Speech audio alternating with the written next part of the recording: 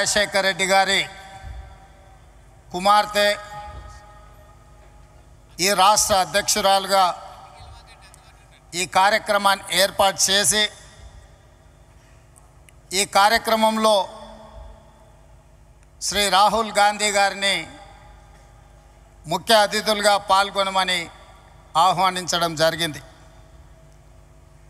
ప్రాథమికంగా రాహుల్ గాంధీ గారు ఈరోజు ఈ సమయంలో ఈ కార్యక్రమంలో పాల్గొని డాక్టర్ వైఎస్ రాజశేఖర రెడ్డి గారి 75వ జయంతి వేడుకలలో మీ అందరి మధ్యన ఉండాలని వారు భావించారు. కానీ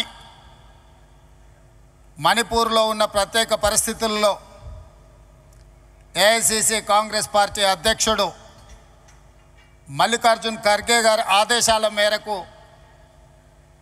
వారు మణిపూర్ రాష్ట్ర పర్యటనకు వెళ్తూ నన్ను ఆదేశించడం జరిగింది. ఆంధ్రప్రదేశ్ కాంగ్రెస్ పార్టీ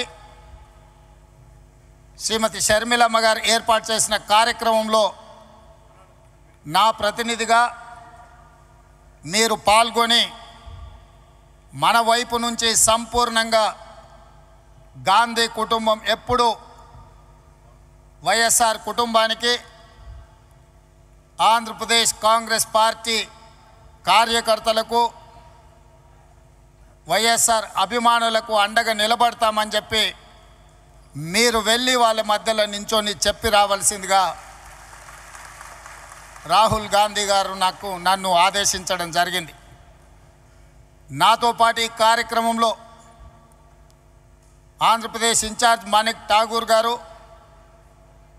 తెలంగాణ ఇన్ఛార్జ్ దీపదాస్ మున్షి గారు, ఆంధ్రప్రదేశ్ మాజీ అధ్యక్షులు రఘువీరారెడ్డి గారు, డాక్టర్ కేవీపీ రామచంద్రరావు గారు, మా సహచర మంత్రివర్గ సభ్యులు, ముఖ్యంగా మా మిత్రుడు పట్టి విక్రమార్క గారు, మిగతా మంత్రివర్గ సభ్యులు అందరూ కూడా ఈ కార్యక్రమంలో పాల్గొని ఈరోజు ఈ వాతావరణం చూస్తుంటే ఎవరైనా ఎవరి కుటుంబంలో ఎంత దగ్గర వాళ్ళు చనిపోయినా నెలకో 2 నెలలకో 3 నెలలకో వారి జ్ఞాపకాలు మన నుంచి దూరం అవుతూ ఉంటాయి. కానీ డాక్టర్ వైఎస్ రాజశేఖర రెడ్డి గారు మన నుంచి దూరమైన 15 సంవత్సరాలైనా వారి జ్ఞాపకాలు ఇంకా మన మదిలో మెదులుతున్నాయి. వారిని శాశ్వతంగా మనం గుర్తుపెట్టుకున్నాము అంటే వారు నాయకుడుగా, సంక్షేమ సృష్టికర్తగా, అభివృద్ధి రాష్ట్రంగా నాడు ఉమ్మడి ఆంధ్రప్రదేశ్ను తీర్చిదిద్దడమే కాకుండా ప్రతి ఒక్క మన కుటుంబ సభ్యులలో ఒక కుటుంబ సభ్యుడిగా వారు మనలో బలమైన ముద్ర వేసిండ్రు. కాబట్టే ఈరోజు ఈ వేదిక మీద ఉన్న వాళ్ళు నిన్నగాక మొన్న వైఎస్ఆర్ గారిని కలిసినట్టు, ఆ కలిసినప్పుడు జరిగిన చర్చలను ఇక్కడ ప్రస్తావించినట్టుగా ఉండవల్లి అరుణ్ కుమార్ గారి నుంచి మొదలు పెడితే మాట్లాడిన వక్తలందరూ కూడా ఆనాటి జ్ఞాపకాలను ఈరోజు ప్రస్తావించారు.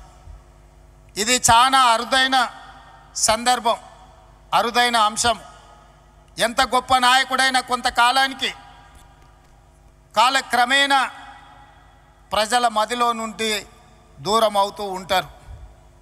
కానీ డాక్టర్ వైఎస్ రాజశేఖర రెడ్డి గారి కాలం గడిచిన కొద్దీ, సంవత్సరాలు పోయిన కొద్దీ ఇంకా బలంగా పేదవాళ్ళ మదిలో, పేదవాళ్ళ గుండెల్లో ఇప్పటికీ గుర్తుండిపోయే విధంగా వారు ఉన్నారు అని అంటే, వారు ఉన్నప్పటికంటే ఈరోజు వారు లేని లోటు మనందరికీ కనిపిస్తుంది. కొన్నిసార్లు వ్యక్తులు ఉన్నప్పుడు వాళ్ళ గొప్పతనం మనకు అర్థం కాదు. కొన్నిసార్లు వాళ్ళు మనకు దూరం అయినప్పుడు, మనం వాళ్ళని కోల్పోయినప్పుడు వాళ్ళ విలువ తెలుస్తుంది.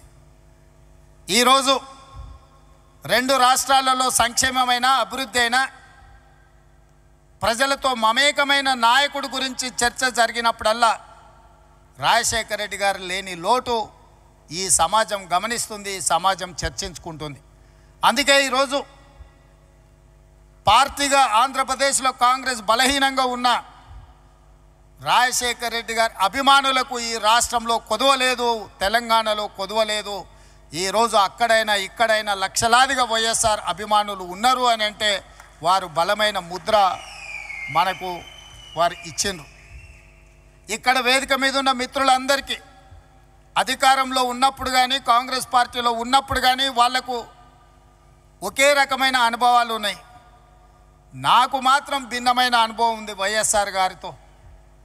నేను మొదటిసారి 2007లో మొట్టమొదట స్థానిక సంస్థల నుంచి శాసనమండలి సభ్యుడిగా నేను కావచ్చు, మా మిత్రుడు భట్టి గారు కావచ్చు, లేదా మా గిడుగు రుద్రరాజు గారు కావచ్చు, లేదా పెద్దలు సిపిఐ నారాయణ గారు, వాళ్ళు ఎవరు ముఖ్యమంత్రిగా ఉన్నా వాళ్ళతో కలిసి ఉన్నా వాళ్ళతో కలిసి లేకపోయినా సమస్యల్ని గుర్తు చేసే విధానంలో మనమందరం చూస్తూ 2007 మొదటిసారి శాసనమండలి సభ్యుడిగా సభకు వెళ్ళినప్పుడు ఐఏఎస్కు ఐపీఎస్కు ప్రిపేర్ అయ్యే వాళ్ళు కూడా రాత్రంతా చదివేవాళ్ళు నాకు తెలీదు. చదివితేనే ఐఏఎస్ అయ్యిండ్రో కాలేదో నాకు తెలీదు. కానీ శాసనమండలి సమావేశాలు వస్తున్నాయి అని అంటే సమస్యల్ని ప్రస్తావించాలని, సమస్యల లోతులను తడమాలని, వైఎస్ఆర్ దృష్టిని ఆకర్షించాలని, వైఎస్ఆర్ గారి ముందల బలమైన వాదనను వినిపించాలి అని రాత్రంతా చదువుకొని ఉదయం సరాసరి శాసనమండలికి వెళ్ళి వారి ముందు చాలా విషయాలను, ప్రభుత్వం తీసుకుంటున్న సంక్షేమ అభివృద్ధి కార్యక్రమాలను ప్రస్తావించి బలమైన వాదనను వినిపించే. అదే కాదు 2009లో మళ్ళీ వైఎస్ఆర్ గారు రెండవసారి ముఖ్యమంత్రి అయినప్పుడు నేను మొదటిసారి శాసనసభ్యుడిగా ఎన్నికైన అదే విధానాన్ని కొనసాగిస్తూ మొట్టమొదటి బడ్జెట్ సమావేశాలలో వైఎస్ఆర్ గారు బడ్జెట్ను ప్రవేశపెట్టిన తర్వాత ప్రధాన ప్రతిపక్ష పార్టీ నుంచి దాదాపుగా 40 నిమిషాలు ఏకధాటిగా అంశాలను ప్రస్తావించినప్పుడు మధ్య మధ్యలో ముఖ్యమంత్రిగా పిల్లవాడని కాకుండా ప్రోత్సహించాలన్న ఆలోచనతోని నేను లేవనెత్తిన అంశాలకు డాక్టర్ వైఎస్ రాజశేఖర రెడ్డి గారు లేచి సమాధానం ఇచ్చేవాళ్ళు. పక్క నుండి నాకు తెలిసి శైలజనాథ్ గారు అనుకుంటా, ఆయన అట్లానే మాట్లాడుతుంటాడు. సార్ మనం రిప్లై ఇస్తే ఇంకెక్కువ మాట్లాడతాడు, మనం చెప్పకపోవడమే మేలేమో అని చెప్పిండు అనుకుంటున్నా, నాకు గుర్తున్నంత వరకు చెవిలా. కానీ వైఎస్ఆర్ గారు ఏమన్నారంటే, కొత్తగా సభలోకి వచ్చిన సభ్యులు అవగాహనతో మాట్లాడుతున్నప్పుడు మనం సమాధానం ఇవ్వడం ద్వారా వాళ్ళని ప్రోత్సహించాలి, తద్వారా నాయకత్వం బలపడుతుంది అని చెప్పి వైఎస్ఆర్ గారు ఆనాడు మాట్లాడినరు. ఈరోజు తెలంగాణ రాష్ట్ర ముఖ్యమంత్రిగా సభా నాయకుడిగా నేను అక్కడ కూర్చున్నప్పుడు మొట్టమొదట గుర్తు చేసుకున్నది వైఎస్ఆర్ గారు ఆ రోజు మాట్లాడిన విషయం. ఎవరైనా సభ్యులు సభలో కొత్తగా వచ్చినా కూడా వాళ్ళ అంశాలను ప్రస్తావించినప్పుడు వాటిని వినాలి, కొత్త సభ్యులు మాట్లాడుతున్నప్పుడు సభలో కూర్చోవాలి, ప్రభుత్వం వైపు నుంచి సమాధానం చెప్పడం అనేది అది మన బాధ్యత, నాయకుడి యొక్క లక్షణము అని చెప్పి వైఎస్ఆర్ నుంచి నేర్చుకున్న అనుభవం మాకున్నది. పాలకపక్షంలో ప్రభుత్వంలో సంక్షేమం అభివృద్ధే కాదు, ప్రతిపక్షంలో ఉన్నప్పుడు మన పట్ల వైఎస్ఆర్ గారు వ్యవహరించిన తీరు కూడా ఈరోజు మనం ఆదర్శంగా తీసుకోవాల్సిన అవసరం ఉన్నది. ఏదైనా ముఖ్యంగా కమ్యూనిస్టు సోదరులు కావచ్చు, ప్రతిపక్షాలు కావచ్చు, ప్రజల తరఫున అంగన్వాడీ వర్కర్స్ కావచ్చు, ఆశా వర్కర్లు కావచ్చు, రిక్షా కార్మికులు కావచ్చు, చిన్న చిన్న కార్మిక సంస్థల నుంచి కూడా ఏదైనా రిప్రజెంటేషన్ తీసుకెళ్ళినప్పుడు సాయంత్రం 4 గంటల నుంచి 6 గంటల వరకు ప్రతిపక్షాలతో, కార్మిక సంఘాలతో, రైతు కూలీ సంఘాలతో డాక్టర్ వైఎస్ రాజశేఖర రెడ్డి గారు సమయం ఇచ్చి వాళ్ళు ఇచ్చే విజ్ఞప్తులు తీసుకొని ఆ సమస్యల్ని పరిష్కరించేటందుకు ప్రయత్నం చేసేవాడు. ఉదయం ప్రజలు ఎవరు వచ్చినా ప్రజా దర్బార్లో వాళ్ళు ఇచ్చే విజ్ఞప్తులు తీసుకునేవాడు. ఆ విధంగా ప్రతిపక్ష నాయకుడిగానే కాదు, రాష్ట్ర ముఖ్యమంత్రిగా నాడు వారు ఒక చెరగని ముద్ర వేసిండ్రు. కాబట్టి ఈరోజు వేలాదిగా మీరు ఈరోజు ఇక్కడికి వచ్చి రాజశేఖర రెడ్డి గారి 75వ జయంతిలో మీరందరూ పాల్గొన్నారు. ఇవాళ ఈ రాష్ట్రంలో ప్రత్యేకమైన పరిస్థితులు ఉన్నాయి. దేశంలో ఏ రకమైన పరిస్థితులు ఉత్పన్నమైనవో ఈ రాష్ట్రంలో కూడా అలాంటి పరిస్థితులే ఉన్నాయి. దేశంలో ఉన్న పరిస్థితులను 2003 సంవత్సరంలో డాక్టర్ వైఎస్ రాజశేఖర రెడ్డి గారు ఇచ్చాపురం నుంచి, చేవెళ్ళ నుంచి ఇచ్చాపురం వరకు 1475 కిలోమీటర్లు ఎర్రటెండలో ఏ పాదయాత్ర అయితే చేసి ప్రజల దగ్గరికి వెళ్ళి ప్రజా సమస్యల్ని కనుక్కొని 2004లో ప్రభుత్వాన్ని ఏర్పాటు చేసి ప్రజలకు చేరువైండో అదే స్ఫూర్తితో 20 సంవత్సరాల తర్వాత సరిగ్గా 2023లో రాహుల్ గాంధీ గారు డాక్టర్ వైఎస్ఆర్ గారి స్ఫూర్తితోని కన్యాకుమారి నుంచి కశ్మీర్ వరకు 4000 కిలోమీటర్లు మండు టెండల్లో మంచు కొండల్లో పాదయాత్ర చేస్తూ ప్రజల దగ్గరికి వెళ్తూ ప్రజా సమస్యల్ని తెలుసుకుని ప్రజా సమస్యల మీద పోరాటం చేయడంతో కర్ణాటక రాష్ట్రంలో కాంగ్రెస్ అధికారంలోకి వచ్చింది, తెలంగాణ రాష్ట్రంలో కాంగ్రెస్ అధికారంలోకి వచ్చింది, హిమాచల్ ప్రదేశ్లో కాంగ్రెస్ పార్టీ అధికారంలోకి వచ్చింది. కేంద్రంలో 100 సీట్లు గెలిచి ప్రధాన ప్రతిపక్ష పాత్ర పోషించి ఈరోజు మొన్న జరిగిన పార్లమెంట్ సమావేశాలలో నరేంద్ర మోడీ గారిని మన నాయకుడు రాహుల్ గాంధీ గారు నిలదీసిన విధానం, ఆనాడు 99లో రాజశేఖర రెడ్డి గారు ప్రతిపక్ష నాయకుడు పోషించిన పాత్ర, ఈనాడు రాహుల్ గాంధీ గారు పోషిస్తున్న పాత్రను మనం పోల్చి చూసుకోవచ్చు. ఈ సందర్భంగా 83-84లో వైఎస్ఆర్ గారు పిసిసి అధ్యక్షుడిగా 34 సంవత్సరాల వయసులో బాధ్యత చేపట్టి 20 సంవత్సరాలు 2004 వరకు ప్రతిపక్షంలో స్వపక్షంలో ఎన్నో ఒడిదుడుకులను ఎదుర్కొని నిలబడి నిబద్ధతను నిరూపించుకొని కాంగ్రెస్ జెండా మోసి 2004లో తిరుగులేని నాయకుడిగా నాడు ఆంధ్రప్రదేశ్కు ముఖ్యమంత్రిగా బాధ్యతలు చేపట్టిన వారిని స్ఫూర్తిగా తీసుకోవాలి. 20 సంవత్సరాలు ఎన్నోసార్లు సొంత పార్టీ అధికారంలోకి వచ్చినా ఏ పదవి ఇవ్వకపోయినా పార్టీని వదల్లేదు, పార్టీ కార్యకర్తలను కాపాడుకునే విషయంలో వెనుకడుగు వెయ్యలేదు. వైఎస్ఆర్ అంటే గుర్తొచ్చే మాట తప్పేది లేదు, మడమ తిప్పేది లేదు అనే పదం వైఎస్ఆర్ గారి డిక్షనరీలో ఉంది అని అంటే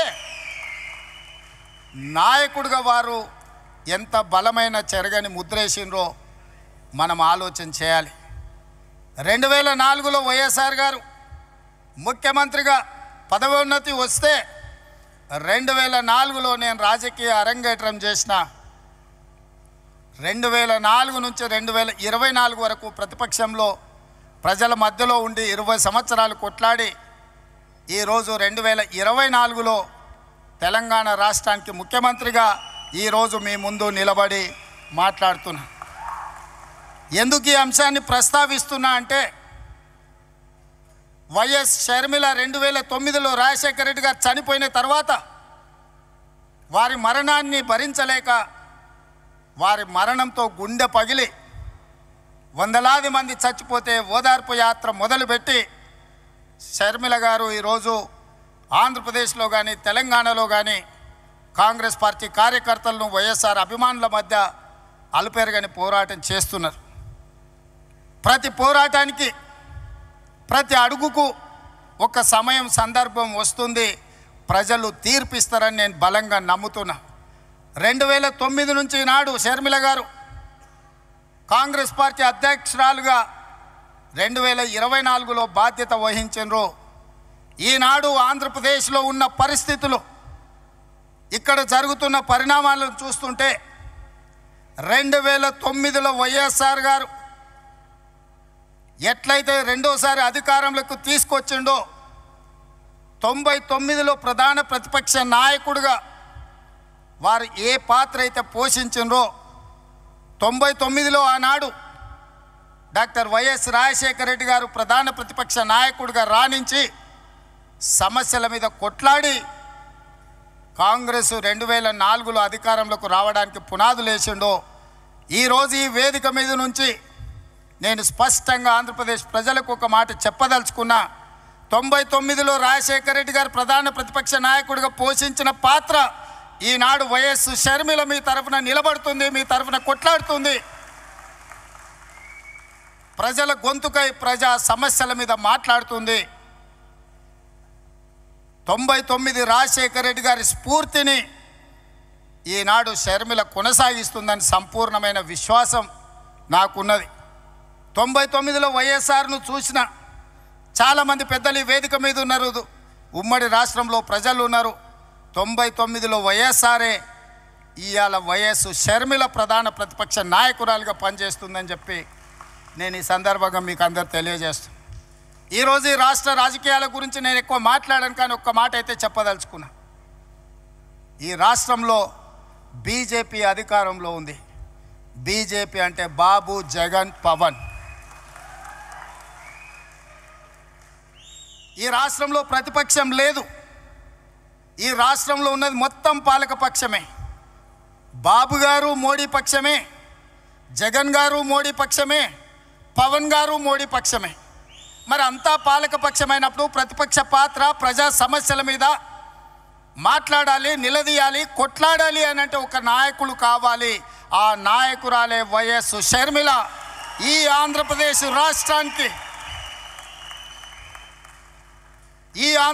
రాష్ట్రానికి ప్రజల పక్షాన, బడుగు బలైన దళిత గిరిజన మైనారిటీ మహిళల పక్షాన నిలబడి కొట్లాడేది, నిలబడి మాట్లాడేది, ఢిల్లీతో నిలబడి కలబడేది వైఎస్ షర్మిల. షర్మిల గారి నాయకత్వంలో మీరు పనిచేయండి. తప్పకుండా 2029లో రాజశేఖర రెడ్డి గారు ఏ విధంగా అయితే 1984లో ప్రస్తావన మొదలుపెట్టి 2004లో 20 సంవత్సరాలు కొట్లాడి ఆనాడు ఉమ్మడి ఆంధ్రప్రదేశ్కు ముఖ్యమంత్రి అయిండు. 2009లో ఈ ప్రస్థానం మొదలుపెట్టి 2029లో ఆంధ్రప్రదేశ్ రాష్ట్రానికి వైఎస్ షర్మిల ముఖ్యమంత్రి అవుతుంది.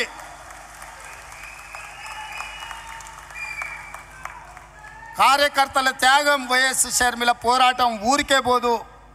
ప్రజలు నిశితంగా గమనిస్తున్నారు. 2029లో ఈ దేశానికి రాహుల్ గాంధీ గారు ప్రధానమంత్రి అవుతారు. ఆంధ్రప్రదేశ్లో కాంగ్రెస్ పార్టీ అధికారంలోకి వస్తుంది. ఇదే వైఎస్ఆర్ చివరి కోరిక. ఈరోజు చాలామంది ఆయన పేరు మీద అన్ని రకాల లబ్ధి పొందినారు. కుటుంబ సభ్యులుగా వారసత్వం రాదు. ఆశయాలను మోసినప్పుడే వారసత్వం వస్తుంది. ఆశయాలను మోసే వాళ్ళనే వారసులుగా ఈరోజు మనం గుర్తించాలి, గౌరవించాలి. వైఎస్ఆర్ ఆశయం ఈ దేశంలో కాంగ్రెస్ బలంగా ఉండాలి, బడుగు బలైన దళిత గిరిజన మైనారిటీ మహిళల్ని ఆదుకోవాలి, హక్కున చేర్చుకోవాలి అనే ఆలోచనతో రాహుల్ గాంధీ గారు ప్రధానమంత్రి కావాలన్నదే వైఎస్ఆర్ గారి ఆలోచన. మరి ఈరోజు ఆంధ్రప్రదేశ్ ప్రజలు నేను అడుగుతున్నా, వైఎస్ఆర్ అభిమానులను నేను అడుగుతున్నా, వైఎస్ఆర్ పేరు మీద రాజకీయ వ్యాపారం చేసేవాళ్ళు ఆయన వారసులా, లేకపోతే నిజంగా వైఎస్ఆర్ గారి ఆశయం కోసం కష్టపడుతూ, ప్రతి ఒక్కరికి తెలుసు, బడికెళ్ళే పిల్లగానికి కూడా తెలుసు ఆంధ్రప్రదేశ్లో కాంగ్రెస్ అంటే గెలుచుడు కష్టం సార్, సర్పంచ్ అయినా అని. సర్పంచ్ గెలవడానికి కష్టమైనా పర్వాలేదు, నేను కష్టపడతా అని ముళ్ళబాట ఎన్నుకున్నది వైఎస్ షర్మిల. కాంగ్రెస్ పార్టీ జెండా మోస్తుంది అని అంటే కేవలం వైఎస్ఆర్ ఆశయాన్ని కొనసాగించడం కోసమే ఈరోజు వైఎస్ షర్మిల బాధ్యత తీసుకున్నారు. తెలంగాణ రాష్ట్ర ముఖ్యమంత్రిగా, తెలంగాణ కాంగ్రెస్ పార్టీ అధ్యక్షుడిగా గాంధీ కుటుంబానికి వారిచ్చే ఆదేశాలను పాటించేవాడిగా 100% మీకు అందరికి అండగా నిలబడతాం. షర్మిల గారికి తోడుగా నిలబడతాం. ఆంధ్రప్రదేశ్లో కాంగ్రెస్ను గెలిపించడానికి, కాంగ్రెస్ పార్టీ కార్యకర్తలను కాపాడుకోవడానికి, ఎలాంటి కార్యాచరణ తీసుకోవడానికైనా మేము సిద్ధంగా ఉన్నాం. నా మంత్రివర్గం అందరూ ఈరోజు ఇక్కడికి వచ్చిండ్రు అని అంటే మేమందరం అండగా నిలబడతామని చెప్పడానికే మంత్రివర్గాన్ని మొత్తం తీసుకొని వచ్చిన ఇక్కడికి. నేను ఒక్కనే వచ్చి ఉండొచ్చు, లేదా రాహుల్ గాంధీ గారు పంపించినట్టు సందేశాన్ని కూడా పంపించుండొచ్చు. అలా కాకుండా మేమందరం, మా సహచర మంత్రివర్గ సభ్యులందరం కూడా వచ్చి వేదిక మీద కూర్చున్నాము అని అంటే మేమున్నాం మీకు అండగా నిలబడడానికి, మేముంటాం మీకు తోడుగా నిలబడడానికి. షర్మిల గారు చేసే ప్రయత్నాన్ని విజయవంతం చేయడానికి ఈ మధ్య టీవీలో, పేపర్లో చూస్తున్న కడప పార్లమెంట్కు ఉప ఎన్నికలు రావచ్చు అని. నిజంగానే ఉప ఎన్నికలు వస్తే ఊరూరు తిరిగే బాధ్యత నేను తీసుకుంటా.